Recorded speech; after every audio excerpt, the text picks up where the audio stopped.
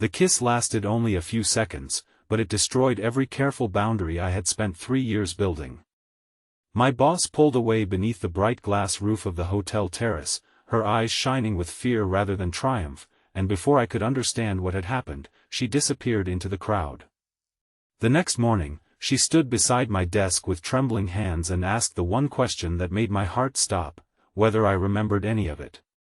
Before I tell you what happened next, please like, comment, share, and subscribe to our channel if you believe in kindness, forgiveness, hope, and second chances, because sometimes one unexpected moment does not ruin a life. It reveals the truth someone has been hiding from themselves. My name is Callum Mercer, and for 3 years I worked as a senior project coordinator at Halston & Pierce, a respected architectural firm in Portland. My boss, Meredith Caldwell, was known throughout the company as brilliant, demanding, and almost impossible to impress. She was 38, 7 years older than me, and carried herself with the quiet authority of someone who had learned long ago that showing weakness came at a cost. Her tailored jackets were always immaculate, her reports were flawless, and her voice remained steady even when deadlines collapsed and clients threatened lawsuits. Most employees feared her. Some resented her. I admired her, though I would never have admitted how deeply. Meredith had promoted me twice, but she had never shown favoritism. In fact, she often pushed me harder than anyone else. When my father suffered a stroke during my second year at the company, she quietly reassigned my most demanding accounts without telling the executive board why. She approved flexible hours so I could take him to rehabilitation appointments, yet she never mentioned the favor again.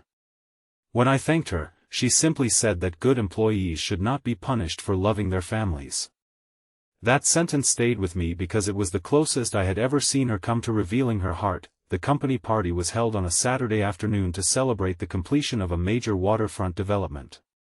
Sunlight poured across the hotel's rooftop terrace, reflecting from the river and turning the glass towers around us pale gold. There was music, champagne, catered food, and the rare sight of exhausted architects laughing without checking their phones. I had planned to stay only an hour because my father was expecting me for an early dinner, but Meredith asked me to remain for the presentation. She had spent months fighting to keep our department from being blamed for delays caused by the client, and the successful opening meant more to her than she allowed anyone to see. During the speeches, Meredith stood near the edge of the terrace, smiling politely as executives praised the project. Yet I noticed the tension in her shoulders. I knew she had done most of the work that others were taking credit for. When the company president thanked nearly every department leader except her, she lowered her eyes and lifted her glass as if the omission did not matter. Later, I found her alone near a row of potted trees, staring at the river while the celebration continued behind her. I told her the project would have failed without her. She gave a faint smile and said recognition was often given to the people who needed it most, not the people who deserved it. There was a sadness in her expression I had never seen before. The champagne had softened her usual caution, but she was not drunk. She spoke about how exhausting it was to spend years proving she belonged in every room, only to watch others accept praise for her work.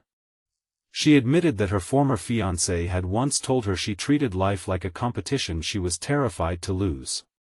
He had left 6 years earlier, and since then she had convinced herself that ambition was safer than intimacy. I should have stepped back. She was my boss, and I understood the danger of that moment. Instead, I told her that ambition was not the problem.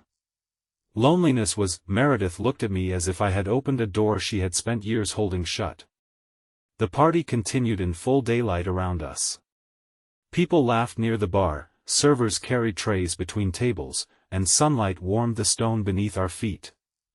Yet the space between us felt strangely private. She asked why I had never married. I told her the truth. My mother had died when I was 24, my father's health had declined soon after, and I had become so focused on keeping our family together that I stopped imagining a life of my own. Meredith's expression changed. For the first time, she did not look like my boss. She looked like a woman who understood exactly what it meant to make duty a shelter from pain. She reached for my hand, perhaps intending only comfort, but neither of us moved away. Her fingers tightened around mine. Then she stepped closer and kissed me. It was not careless or playful. It was filled with years of restraint, fear, and unspoken longing. For one breathless instant, I kissed her back. Then she pulled away. The color vanished from her face as she looked past me toward the other employees on the terrace.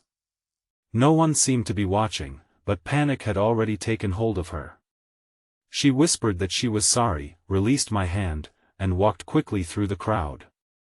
I remained beneath the bright afternoon sun, feeling as though the entire world had shifted while everyone around me continued laughing. I left the party soon afterward and spent the rest of the day trying to understand what the kiss meant. I did not feel exploited. I did not feel angry. What frightened me was that I had wanted it.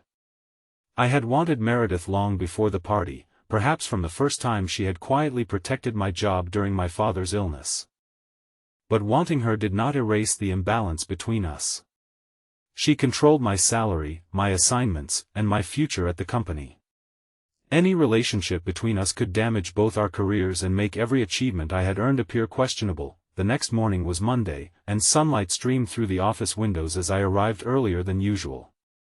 I had barely opened my laptop when Meredith appeared beside my desk. She looked exhausted. Her hair was pulled back more severely than usual, and there were shadows beneath her eyes. She asked whether she could speak to me in the conference room. Once the door closed, she stood at the far end of the table rather than taking a seat.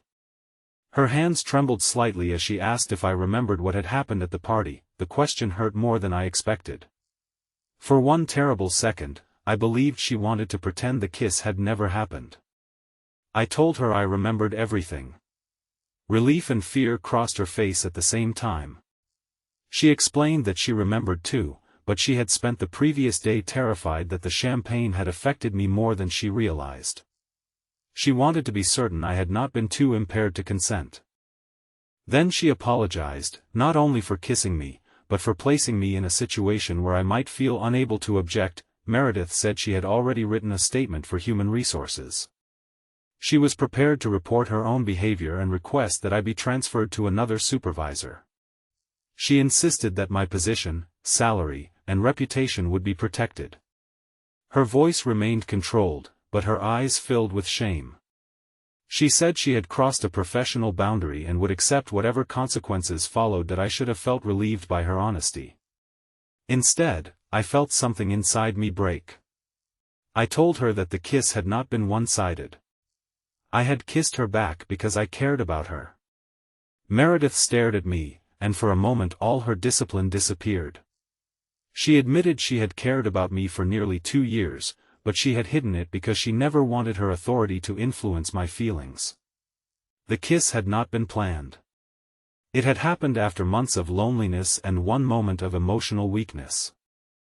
She said that wanting me did not give her the right to place me at risk. We agreed that she would speak to human resources, but we would not begin any relationship while I reported directly to her. I thought honesty would make everything simpler. Instead, it created a new kind of pain. By the end of the week, I was reassigned to another director, and rumors spread almost immediately. No one knew the full truth, but office speculation grew around every closed-door meeting and schedule change. Some colleagues assumed I had complained about Meredith. Others believed she had favored me for years. A few people stopped including me in informal conversations, afraid that association with me might draw attention. The worst blow came when the executive board announced an internal review of several promotions Meredith had approved, including mine. Though there was no evidence of misconduct, the board wanted to protect the company from accusations of favoritism. Every late night, every successful project, and every sacrifice I had made suddenly seemed uncertain. I began to question whether anyone would ever believe I had earned my position. Meredith responded by providing years of performance evaluations, project records, client feedback, and emails proving that my promotions had been recommended by multiple managers.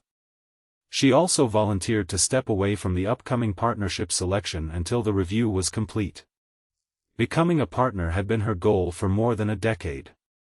Watching her risk it because of one mistake filled me with both gratitude and guilt. I confronted her in a sunlit stairwell one afternoon and told her she was destroying her future to protect mine. She answered that leadership meant taking responsibility when your choices affected someone with less power. I told her responsibility did not require self-punishment. For years, she had believed that every mistake proved she was unworthy of trust, love, or respect. She had built a life where perfection was the price of belonging. Now she was using the kiss as evidence that she deserved to lose everything. That conversation changed something between us. We stopped treating the moment as either a forbidden romance or a career-ending scandal. We began to see it as a mistake that required honesty, boundaries, and growth. Meredith started attending counseling through the company's employee support program. She told the board she would accept a formal warning and leadership training, but she would not withdraw from partnership consideration unless the investigation found actual professional misconduct. For the first time, she defended herself without denying responsibility. That I also changed. I had spent years allowing duty to decide my life. I cared for my father, worked overtime, and postponed every dream that seemed selfish. When the company review threatened my career, I realized how little of my identity existed outside being useful to others. My father noticed the strain and finally confronted me during lunch at his rehabilitation center. He reminded me that he had survived his stroke to continue living, not to watch me give up my own future in order to protect him. His words released a burden I had carried so long that I had mistaken it for love. The investigation lasted 6 weeks. During that time, Meredith and I communicated only about necessary work matters. We did not meet privately outside the office. We did not exchange personal messages. The distance was painful, but it proved something important. Neither of us wanted a secret built on unequal power. If there was ever going to be a future between us, it had to begin after the professional consequences were settled. The board eventually concluded that my promotions had been earned and that Meredith had never shown improper favoritism. She received a formal reprimand for the kiss because it involved a direct subordinate, but she was allowed to remain under consideration for partnership. The report noted that she had disclosed the incident voluntarily, protected my position, and cooperated fully. Some executives still viewed her actions harshly, but others saw integrity in the way she accepted accountability. A month later, the partnership decision was announced during a daytime staff meeting. Meredith stood near the back of the room while the company president explained that leadership was not measured by the absence of mistakes, but by the courage to confront them honestly. Then he announced that she had been selected as the firm's newest partner. Everyone applauded. Meredith did not look toward the executives. She looked at me. After the meeting, I found her in the courtyard outside the office, where spring sunlight filtered through young maple leaves. She told me she was being moved into a strategic role and would no longer have authority over my department. She also said she understood if too much damage had been done for anything personal to exist between us. The old Meredith would have hidden behind professionalism. The woman standing before me was still cautious, but she was no longer pretending she felt nothing. That I told her the kiss had frightened me because it exposed a truth neither of us was ready to face. But fear did not make the truth disappear. I cared about her, not because she had been my boss, but because beneath her discipline was a woman who had quietly protected people while believing she needed no protection herself. I told her I did not want a secret, a reckless affair, or a relationship built on guilt. I wanted us to start slowly, honestly, and as equals. Our first date took place the following Saturday at a small riverside cafe in the middle of the afternoon. There were no company titles between us, no office walls, and no champagne to blur our choices. Meredith arrived wearing a simple blue dress instead of one of her sharp business suits. She looked nervous, almost younger, and I realized that confidence in the boardroom had never protected her from the ordinary fear of being rejected. We talked for 3 hours. She told me about the childhood that had shaped her ambition, the father who praised achievement but rarely affection, and the fiancé she had pushed away before he could discover how afraid she was of needing him. I told her about the guilt I carried after my mother's death and how caring for my father had become an excuse to avoid risking my own heart. We did not promise forever. We promised honesty. The months that followed were not perfect. Some colleagues remained suspicious.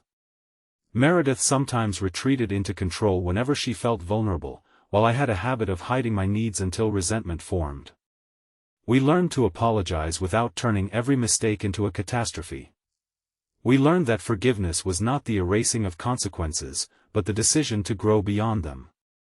Most importantly, we learned that love could not survive where one person held all the power, but it could flourish when both people were willing to stand exposed and equal. 1 year later, on a bright summer afternoon, the firm completed another major waterfront project. The celebration was held on the same hotel terrace where Meredith had kissed me. As sunlight reflected from the river, she stood beside me without fear or secrecy. She was no longer my boss, and I was no longer a man who believed his own happiness had to wait until everyone else was safe. Near the potted trees where everything had begun, Meredith took my hand. "This time?" she asked before kissing me. I smiled and said yes. "Before I tell you how our story ended, I want you to leave a meaningful comment. Do you believe one mistake should define a person forever, or should true accountability create room for redemption?" Your answer might give someone the courage to forgive themselves while still taking responsibility for the pain they caused. 2 years after that first kiss, Meredith and I were married in my father's garden beneath the clear light of a September afternoon. He walked slowly beside me with a cane, smiling through tears as Meredith approached. There were no grand speeches about fate. We knew better than to call our beginning perfect. Our love had begun with a broken boundary, but it survived because we refused to hide from the truth. Meredith learned that strength did not require perfection. I learned that devotion to others did not mean abandoning myself. Together, we discovered that second chances are not gifts handed to people who avoid consequences. They are built by people brave enough to face those consequences and become better. Sometimes I still remember the fear in Meredith's eyes when she asked whether I remembered the kiss. I understand now that she was not only asking about the party.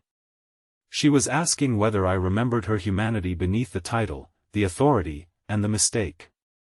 I did remember. I remembered the woman who protected my career at the possible cost of her own, the woman who sought help instead of making excuses, and the woman who eventually learned to accept love without controlling it. If this story touched your heart, please like this video, leave a meaningful comment, share it with someone who needs hope today, and subscribe to our channel so you never miss another emotional journey. Remember, one painful moment can change everything, but it does not always have to destroy what comes next. Sometimes the morning after our greatest mistake becomes the first morning of a more honest life.